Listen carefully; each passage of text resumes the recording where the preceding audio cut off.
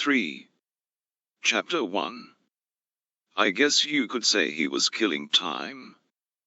That he had more time on his hands now since he retired so many years ago. In fact, he had more years as a retiree than as a working man. A career man. He'd walk around his neighborhood for aerobic exercise, so he would say. There were some who would say he was a true gentleman, while others weren't too sure. A sticky beak putting his nose where it wasn't wanted or needed, others would scold. His checking out which houses are empty during the day, even at night. Mr. Light fingers his tag by some cynical old nags. He saved his best good mornings with a smile to the more attractive women, specifically young, good-looking women, so some thought. The older he got, the more he flirted with these attractive women. With a smile he would say he was being friendly, and there was no harm meant. I'm old enough to be their father, their grandfather, I'm just being sociable, something I couldn't be while I was working. Now it's a pleasure, this pleasurable banter, to will away the cynical view of some. Chapter 2. Phew. I swear it's getting hotter every year, Sophie lamented. That old bloke over there, dressed up in a suit as though he is going to a funeral, at least he's got a hat on, a wise old bloke. I replied. Old people, they feel the cold. That's why you see them dressed to the nines on hot days, and in the old days you'd never leave the house without being dressed to the nines, was Sophie's response as we both watched the old geyser walk along the street. I wonder what he planned for his retirement days. You know, when he was a young blade. More than likely not what he is doing now, marking time, killing time. He would have planned for something completely at odds to what he is doing now. For harumph, you reckon? By the look of him, he's had plenty of time to kill. He'd have to be in his late 70s or early 80s, plenty of time to kill.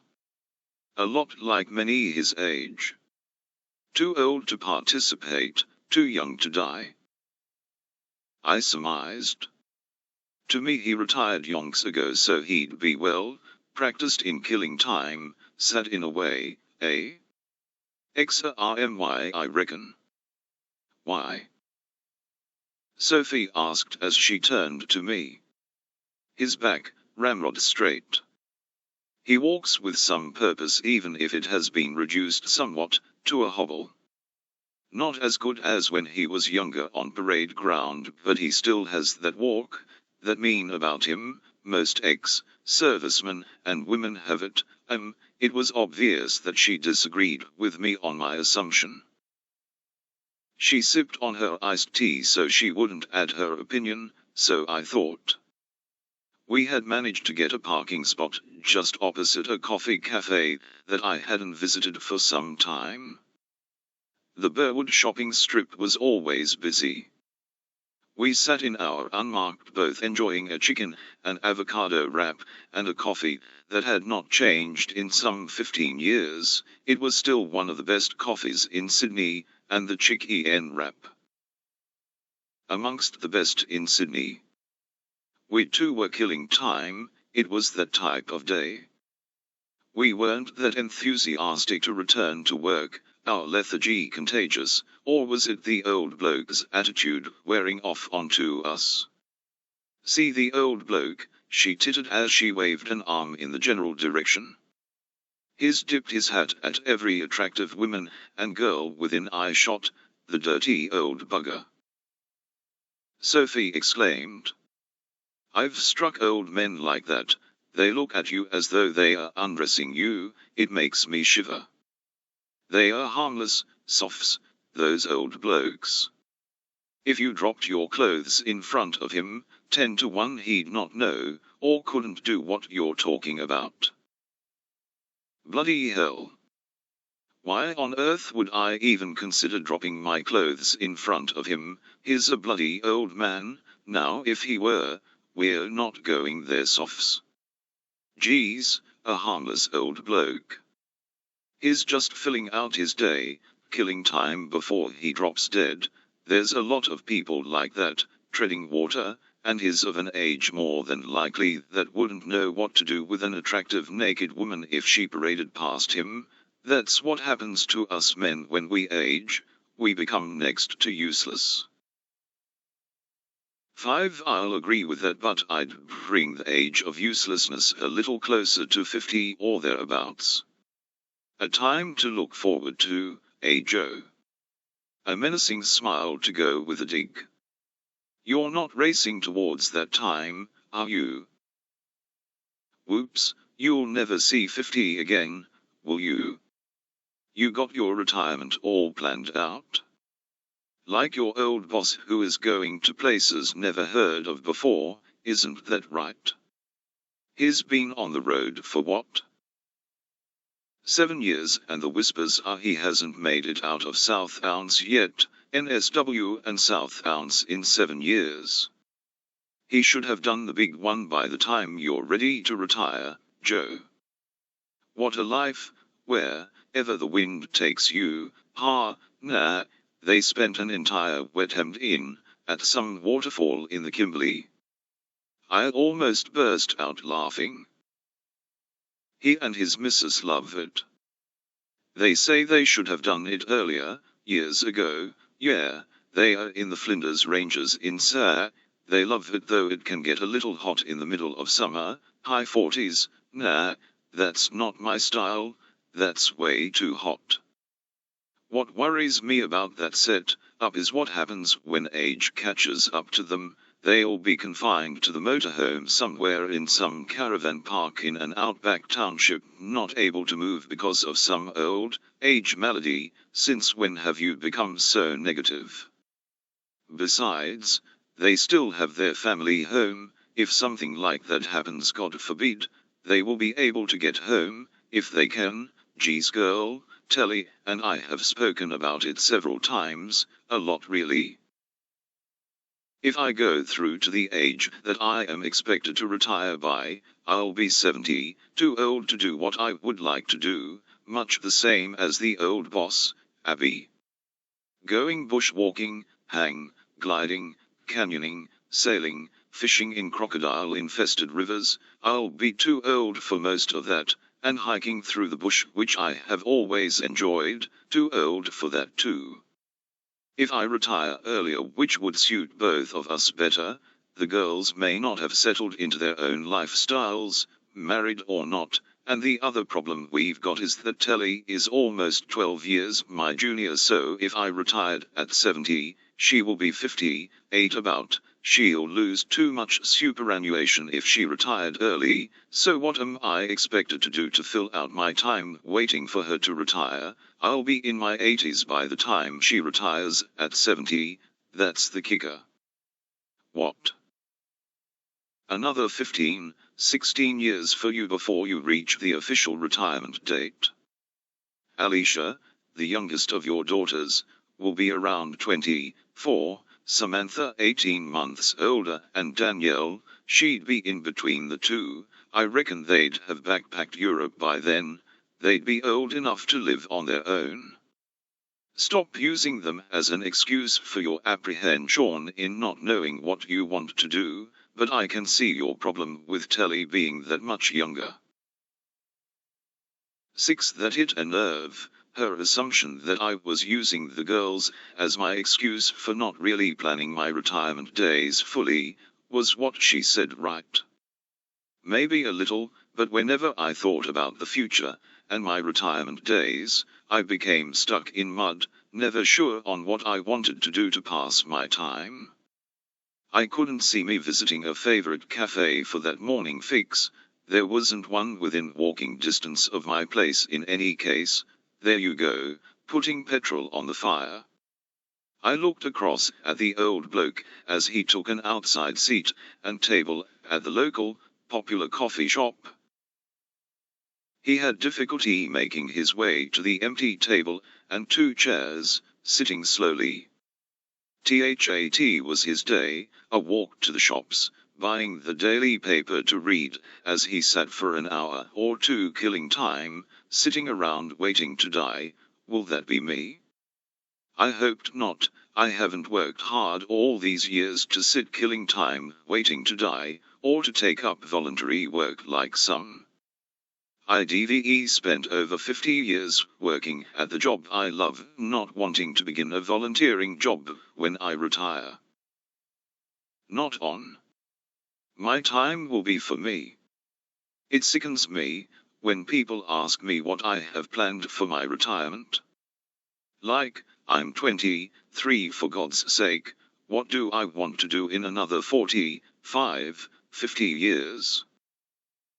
Who fucking knows? I certainly don't, and I am expected to put aside the going price for my superannuation, 12% of my salary. Why? Because the government figured out they could not afford to give out a pension to citizens as they aged, as it would be too much of a burden on the system. But look what happened during what was it? You know, that depression, that worldwide financial slump, the global financial crisis. It started in 2007 and plunged many national economies into severe financial strain for 2 years or more. Yeah, my uncle lost close to $150,000 out of his superannuation fund. Just like that. She snapped her fingers. Where did it go? Who got it? Do you save all your life to have it ripped out of your fingers by unknown hands, and they want me to plan my retirement now? You're gotta be kidding me. I can understand where you're coming from, but the way things are, you've gotta start planning at your age. You know, what you would like to do, where you would like to live, and more importantly, what your hobbies and pastimes would be at that retirement age. For you, that would be over 70 years of age, I reckon. That's what I mean. I can't see me sweating over the 20th rebirth of another MGA or B. At that age, I could be bloody dead. Killed by a crazed drug-riddled youth, or have an MGB drop off its jacks squashing me to death. What's the good of putting away 12% of my salary if that is my plight? I've scrimped and saved for what? A fancy funeral. 7. I laughed, as I'm sure I had a similar outlook at the same age. You could be married, had 6 kids, and at your retirement day, have 12 grandkids, and 6 great-grandkids milling around their much-loved nana. Not fucking likely. Marriage is not on the horizon for me at this stage. No way. Did I tell you I'm thinking of taking on a couple of boarders? Coppers, I reckon, would be the best deal, don't you think? I nodded, surprised by this latest disclosure. Sure, she had the room so's it wouldn't be that much of a hassle, but a big house now that the extensions had been completed. 3 bedrooms with their own en-suites unoccupied downstairs. Her bedroom, walk-in robe, and spacious en-suite with a study alcove all tucked up in the roof. A beautiful view looking down river to the Gladesville Bridge. A bit of a waste, but she would have to be careful who she chose as housemates. Coppers, that would be a safe bet. Your mum, or your Uncle Dad. When they come to stay overnight, where would they sleep? Thought about that. I purchased 2 double beds, those pump-up ones on L-in. Mum can sleep with me or in my bedroom, there's enough room. Uncle Dad. He can blow one up to sleep out in the back family room, or out in the garage. Mum says she might have a problem getting up from one of those on the floor. We can swap. She has my bed while I sleep on the pump-up mattress on the floor. They are quite comfy. Chapter 3. He sat carefully. Slowly, which he finished off with a deep sigh as he sunk into the outdoor chair. Cold on his behind, as they always were at this time of the morning. He nodded to several customers near him. A nod, a wave, or a smile his reply. He was known at this place. He carefully removed his hat, as the sun didn't have a bite. Combed his thinning grey, white hair with his fingers. A certain vanity could be interpreted in his actions. The attractive waitress hurried to his table asking if he would have the usual, a large flat white with fair dinkum milk, one slice of sourdough toasted, with butter and Vegemite. The butter had to be soft so as not to create divots in the toast, as he tried to spread the butter onto. Ate the slice of toast. Hopefully, the toast would be still warm to touch so the Vegemite travelled into the melting butter. That's how he liked it. Every day, each morning, weather permitting, the old bloke would make the journey from his home up to the shopping strip. He would detour into the news agency to buy the morning paper. He surveyed the outside customers, concentrating on an extremely attractive woman several tables from him. He caught her eye, nodded, and smiled at her. She returned the smile. If he had been younger he may have felt his heart flutter, his go-daddy begin to harden. Now, there was nothing, not even a heart flutter. He did it because, well, because, was it an ego thing? More than likely, as that was the only thing that he could feel. Ego at his age? Not really, but he liked the responses he got, even the ones who scorned him. It made him chuckle. He was 76, old enough to be their grandfather. He wondered what she would think of that. He knew it wasn't a flirt, just a harmless exchange between two people that meant little. His days of wooing the fairer sex were long gone. His libido had followed the same route when he was in his 50s. He had forgotten the feeling of arousal, of that sexual feeling that a beautiful woman would engender, and there lies the problem, he mused. His attraction to women had been a purely sexual thing, all his life, a chemistry reaction with the right woman, like his ex-wife. 40 years of freedom from her biting tongue after a particularly nasty separation, and he still had not lassoed in his selfish ways, that had guided him from a young teenager to an old man. He needed that reaction, that instant sexual gratification in the emotional sense only, as he would wait for several weeks into the blossoming relationship before he pressed for that sexual encounter, a period of true joy where every day with her was enveloped in love and warmth. After satisfying that urge, he would walk away from her, leaving her devastated, broken, or knowing the truth, that he had wanted her for one thing, and one thing only, sex. And being seen with an attractive or pretty girl was an ego boost for him that lingered. For the decade after his divorce, he drank from that well on many occasions, but for the past 25 years there was nothing, except he singled out the attractive ones to tip his hat at, to nod or to affect a smile, a shallow, selfish pastime of an old bloke who never matured correctly, but now got his rocks off in a non-aggressive manner with the young ones. He had often wondered why he had not matured in that way, why he had never had that emotional tie of mateship before the relationship developed into romance, and not just a sexual thing. He didn't know, but accepting it, knowing what it was a little too late to learn, to adjust.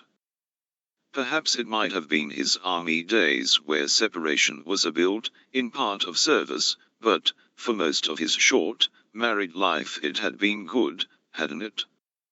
He swished away those thoughts that always made him mellow. There wasn't enough time to be mellow. His coffee came, then his staple piece of toast. He'd concentrate on the newspaper, and his light brunch, usually taking several hours to finish all his habitual pastimes.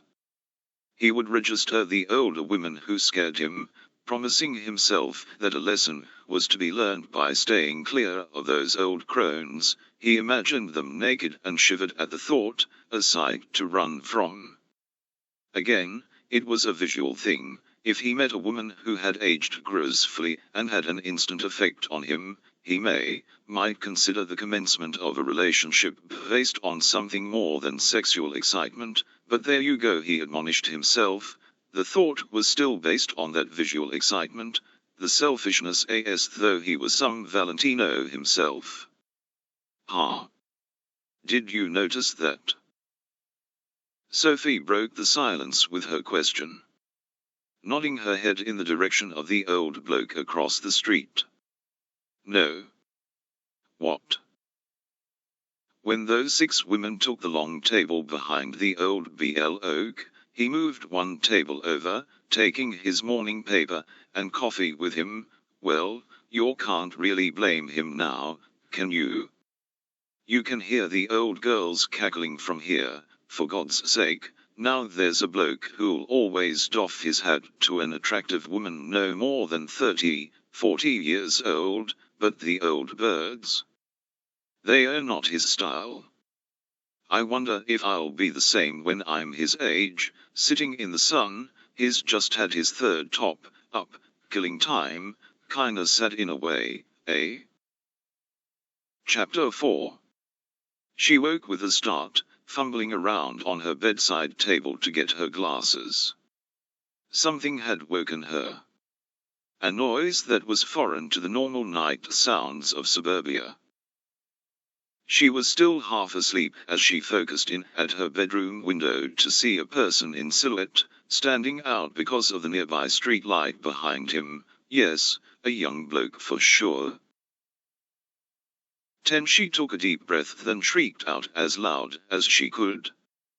"Bugger off, you little shit!" She screamed in an old crone's screech. "I'm calling the cops," she informed the figure as she turned on her night light and fumbled for the phone. A 2-man uniform team were there inside 4 minutes after receiving the call through Comm Central.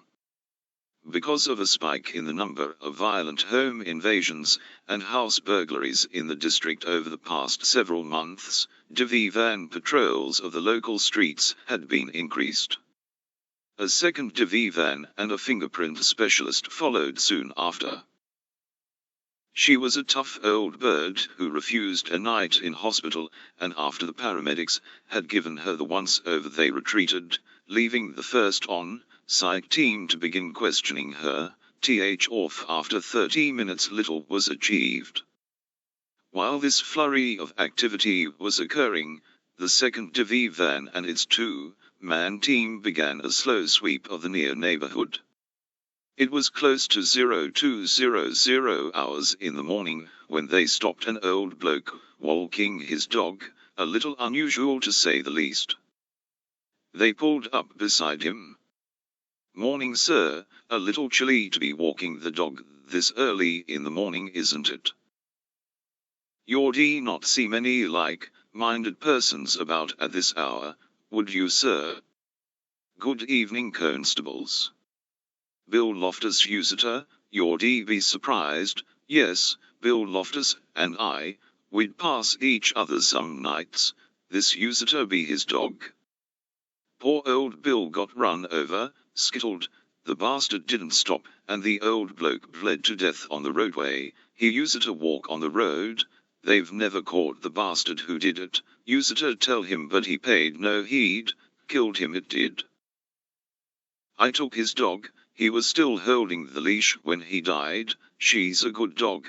Walks with your not against your. I'm not a good sleeper, and I's sleep in blocks of 2 to 3 hours apiece. If I'm awake, me dog is awake, and the only thing that makes me and me dog tired is a couple of circuits of the block. Jason Hegarty lives 1 block over. Used to work night shift somewhere. Rarely see him now, don't know what happened to him. Old Harry Coombs lives on the corner down the end of the street. Still see him regular, like him and his 3 dogs. Sometimes his missus would be with him, chattering away to herself, but she died some time ago. Graham Hussey, his joint backs onto the park 2 blocks over. His missus died a while ago, says he still finds it hard to sleep in an empty bed, so he walks, for hours so it seems. A real bonzer bloke, we often walk together if we see one another. He's a knowledgeable bloke, an interesting man to listen to. 11. He was a little apprehensive, on edge, so the constables thought, the way he was all over the place. The old bloke was rambling to hide something that raised the hair on both uniforms' necks.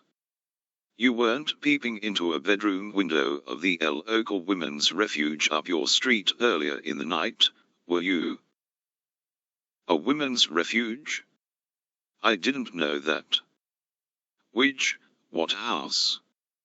2 down from your place, on your side of the street. You'll learn something new every day. Women's refuge, you say? Where women run to get out of a violent relationship, sometimes they bring it on themselves, don't you think? Any refuges for men? A wheeze for a chuckle. I don't know, sir. Your address, sir, have you any ID on you, sir? Oh no, I'm not that stupid. If I was attacked having my wallet on me, they could rob me blind and empty me home, as I lay in the gutter bleeding to death. That seemed an off remark by the old bloke, which further added to the coppers' suspicion. They weren't to know it was his sense of humor. Your address, sir?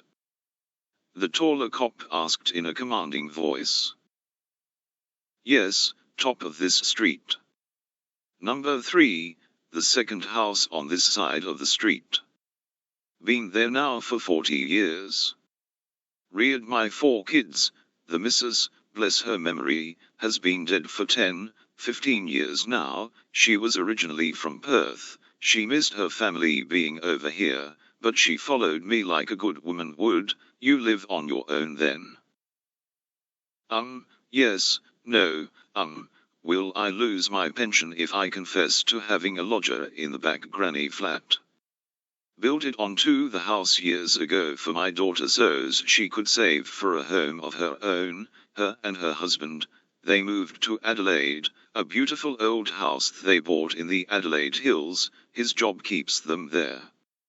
Rarely see them now. Me daughter always remembers me birthday, rings me to wish me well, and Christmas too. Hop in. We'll take you home, I've only just begun my walk. 12. We'll take you home, sir, more forcefully enunciated. To check that is your home, as you say. Hop in.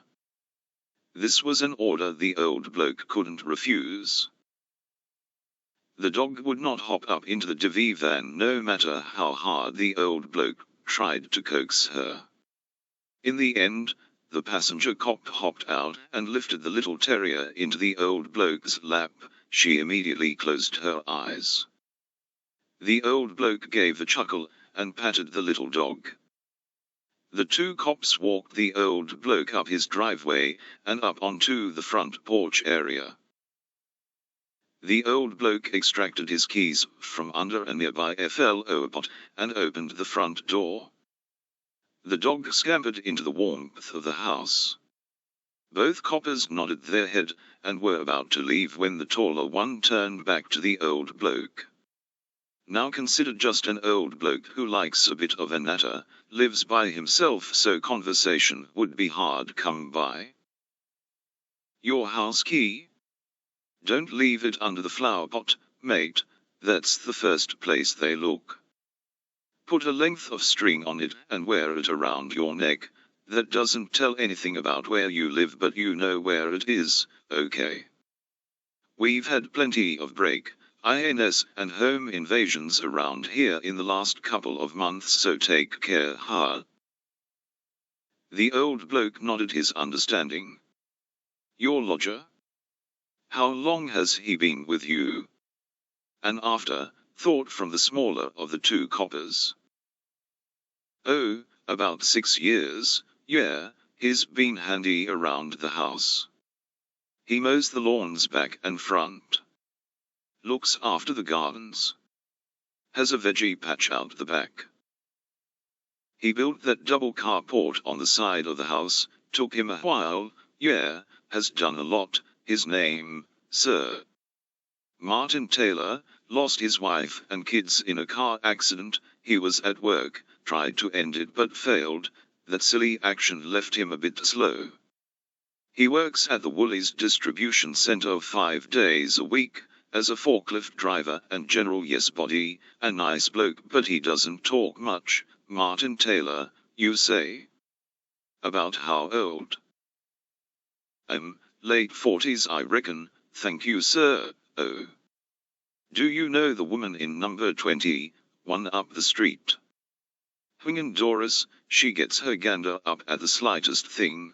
That's where all you people are now. What? Is she complaining about the hoot of a barn owl or a tawny frogmouth?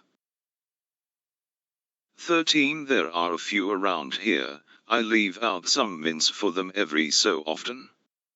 Doris and her sister go up to the local cafe for a coffee once or twice a week. Both talk too loud so's everyone there can hear their conversations. Not much depth.